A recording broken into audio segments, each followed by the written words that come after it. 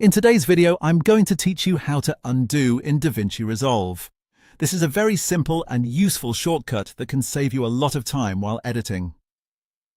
If you ever make a mistake, move something by accident, delete the wrong clip, or change a setting you didn't mean to change, the undo command helps you quickly go back to your previous action.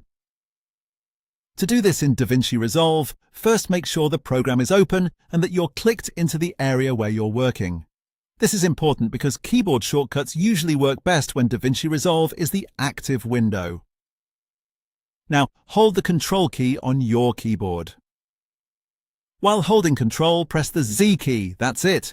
As soon as you press Control and Z together, DaVinci Resolve will undo your last action. This shortcut is one of the most common commands used in editing software, and it's especially helpful when you're working quickly. For example, if you trim a clip the wrong way, move a clip out of place, or make an unwanted adjustment, pressing Ctrl and Z will usually reverse that last step immediately.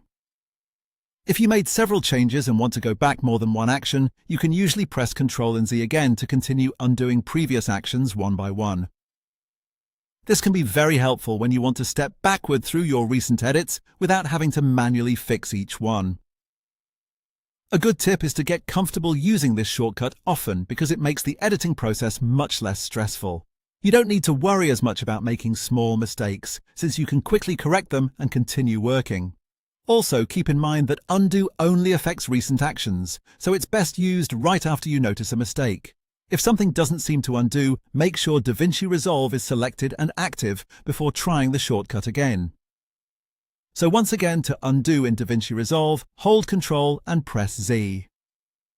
It's fast, easy, and one of the most important shortcuts to remember while editing. Thanks for watching, and now you know how to undo in DaVinci Resolve.